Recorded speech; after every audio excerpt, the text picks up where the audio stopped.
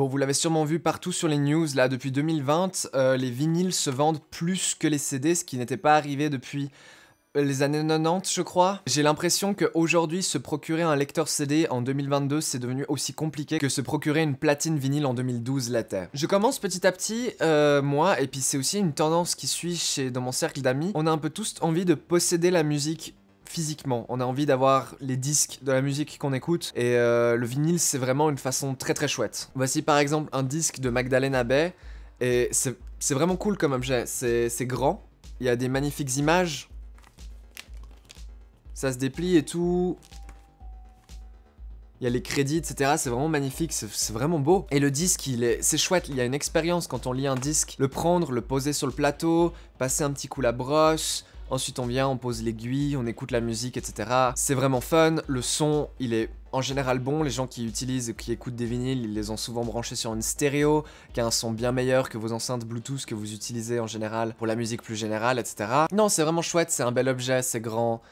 C'est beau, mais c'est aussi cher, hein. C'est cher les vinyles, on se le dit, 30 balles là, 30 balles, puis 30 balles c'est vraiment un prix minimum en fait, hein. Pour un album, vous pouvez monter facile à 40, 50, des fois 60 balles, si c'est un triple disque, franchement c'est cher. On a aussi le comeback de la cassette, dont j'ai parlé récemment, où de plus en plus de cassettes refont surface tout simplement, d'occasion ou neuve. Mais si je suis là aujourd'hui sur YouTube, c'est pour parler des CD. Les CD, donc, c'est toute ma jeunesse, c'est toute mon enfance en fait. Quand j'étais petit, voilà, si on voulait de la musique, on la prenait sur CD, hein. Quand j'ai choisi une chaîne hi-fi pour la première fois pour mettre dans ma chambre, le truc principal à avoir c'était le lecteur CD, et la musique je l'écoutais quasiment uniquement sur CD. J'avais les CD de mes artistes préférés, puis j'avais aussi un bon nombre de CD qui étaient gravés à partir de musique téléchargée illégalement en fait aussi. C'était une bonne façon d'avoir de la musique avant les services de streaming. On trouvait ce qu'on pouvait sur internet et on faisait des compilations en fait tout simplement. Et aujourd'hui encore en fait, graver le CD c'est quelque chose tout à fait d'actualité. Si vous avez encore la chance d'avoir un ordinateur avec un lecteur CD dessus, vous pouvez aller sur Bandcamp, trouver vos artistes préférés, acheter leurs singles, leurs albums, composer vous-même votre petit album, votre petite mixtape préférée avec leurs chansons, avec les chansons de tous vos artistes préférés. Hop, on choisit une petite liste qui dure à peu près 1 heure et on grave tout ça sur un disque, c'est vachement fun. Et si les morceaux ont été achetés et téléchargés sur Bandcamp, vous pouvez les avoir en wave, en FLAC, en ALAC, tout ce que vous voulez, mais en haute qualité, et vous aurez un son provenant d'un CD qui sera virtuellement indistinguable d'un CD officiel. Et c'est ça qui est assez cool avec le CD, tout comme avec la cassette, c'est que vous pouvez faire les vôtres, alors que presser votre vinyle chez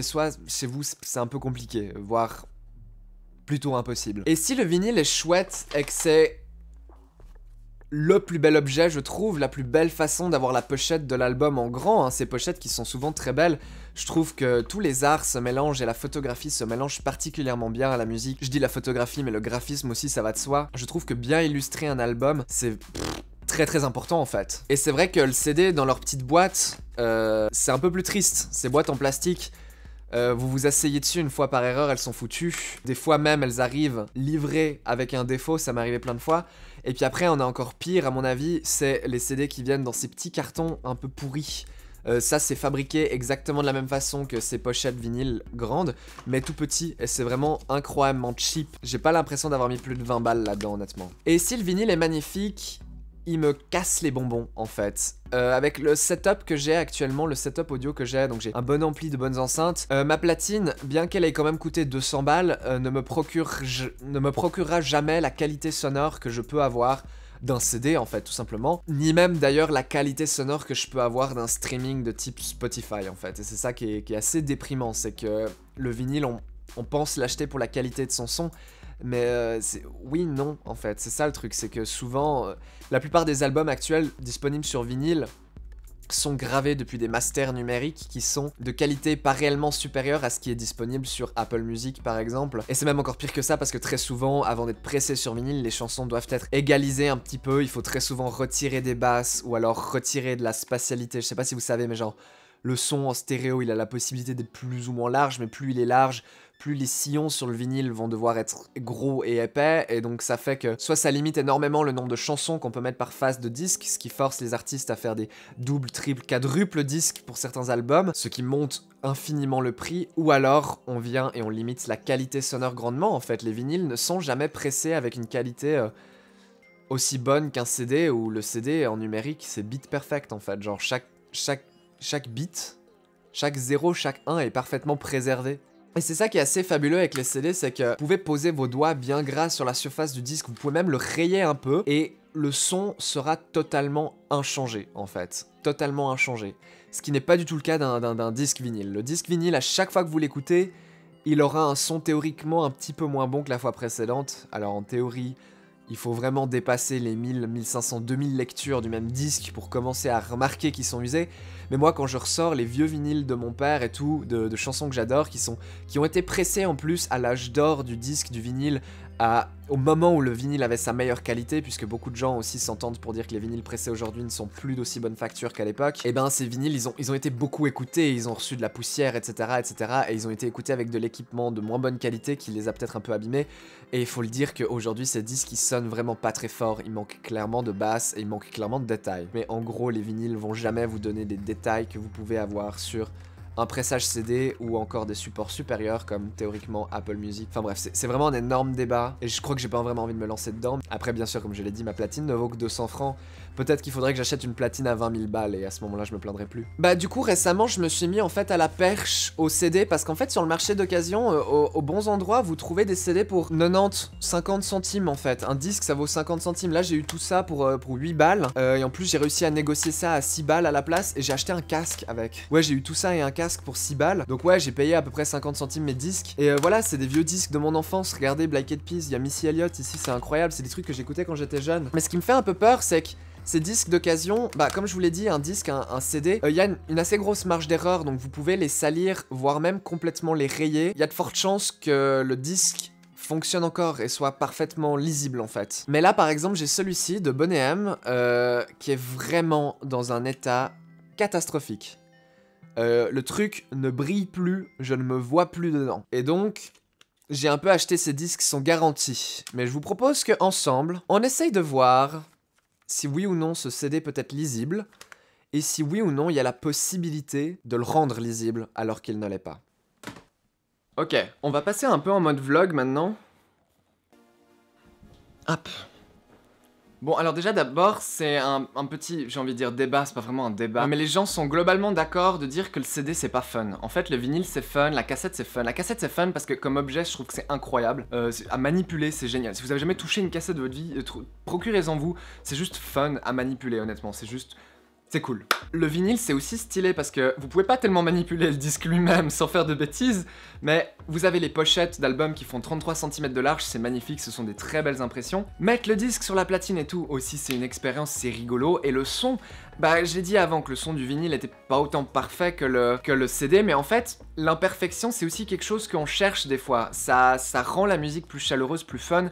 Le petit craquement en fond, ça peut paraître comme étant un truc qu'on aimerait éviter au plus possible, mais la réalité c'est que regardez l'explosion de la mode, de la musique lo-fi que tout le monde est en train d'écouter en ce moment. Et un des éléments principaux de la lo-fi, c'est le bruit de fond. Tous les morceaux de lo-fi, bah déjà lo-fi, hein, ça vient de quoi? Low fidelity, c'est le contraire de hi-fi, hi-fi, la chaîne hi-fi, vous savez. Donc l'idée de lo-fi, c'est que le son il est justement pas très bon en fait, qu'on est en train d'écouter une très vieille cassette sur un lecteur d'entrée de gamme, ou alors un vinyle aussi avec une aiguille toute pourrie en céramique par exemple. C'est ça l'idée même de la lo-fi. C'est pour ça que la lo-fi, on va avoir toujours du bruit de fond, que ce soit du bruit blanc comme si c'était de la cassette, qu'on va avoir des craquements comme si c'était du vinyle, ou bien carrément tout simplement ajouter des bruits ambiants en fait, de la pluie, etc. etc. Et c'est relaxant, hein. Regardez aussi le nombre de personnes qui s'endorment avec du bruit de fond parce que le silence est trop déprimant, ou bien parce que les bruits de la ville qu'on entend à travers nos fenêtres quand on est en centre-ville sont aussi eux très déprimants. Et c'est pour ça que le CD il est aussi pas fun, c'est que voilà, vous avez le disque, le plateau est lourd, vous mettez, ça rentre dedans et c'est tout, vous ne touchez plus, vous voyez pas le disque tourner, le disque, le CD lui-même, c'est stylé un CD. Ah, Bebo is back. C'est stylé un CD et puis vous pouvez le manipuler plus ou moins comme vous voulez, même si c'est pas recommandé. Le côté brillant c'est assez fun et tout, etc. Mais oui, non, c'est moins fun comme objet que ce soit la cassette ou que ce soit le vinyle. Et d'ailleurs, je dis que vous pouvez manipuler le CD n'importe comment, faites-le pas. Essayez d'éviter de mettre vos doigts bien gras sur le disque. Cependant, celui-là, bah justement, voilà, vous voyez dans quel état il est celui-là? Cool. Et donc du coup, bah voilà, s'il est vraiment trop rayé, en fait, comme il en a l'air, il va simplement pas se lire. Ou alors il y aura aucun problème. Mais je ne peux pas encore le savoir, il faut que je teste. Mais du coup, pour répondre aux personnes qui trouvent que le CD c'est pas un objet fun et que les lecteurs CD c'est un peu ennuyeux, oui, c'est le cas, si vous avez pas d'argent. si vous avez énormément de thunes, genre vraiment beaucoup trop, vous pouvez vous acheter des lecteurs CD assez fun en fait. Ça va et toi? Ça par exemple, comme lecteur CD, c'est assez fun. Alors ce qui est cool c'est que ça fait 5-6 ans qu'ils les font plus, un peu plus, donc du coup le marché d'occasion, il y en a plein. En Suisse c'est cool, il y en a vraiment plein, j'ai même pas eu besoin d'aller très loin pour le trouver.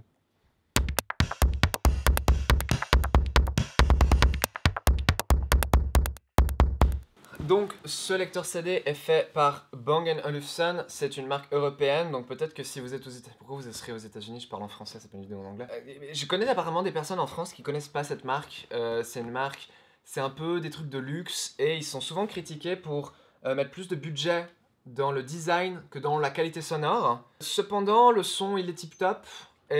Aussi, si je tourne l'écran, je le verrai mieux. Personnellement, j'ai toujours cru que ces systèmes Bang & Olufsen étaient vraiment uniquement fermés à Bang & Olufsen. C'est-à-dire que pour connecter les enceintes là-dessus, c'est un port spécifique à Bang & Olufsen qui s'appelle le port Link ou un truc comme ça. Et qui en plus est une ancienne version du port parce qu'ils l'ont changé depuis. Et bien en fait, c'est justement en découvrant qu'il y a tout simplement une sortie coaxiale qui permet donc de connecter ça sur mon, DAC. Alors là, basiquement, je suis complètement époustouflé de voir que le CD dans cet état fonctionne et je ne sais plus trop quoi faire. Bon, eh bien, comme vous voyez, les choses ne se passent pas comme prévu. J'aime bien faire les choses en direct dans les vidéos pour avoir les réactions en direct, mais là, ça donne juste l'impression que je ne prépare pas mes vidéos. Donc, ce que j'avais prévu de base de faire, en fait, c'est de vous montrer qu'il est possible de réparer un CD. Allô?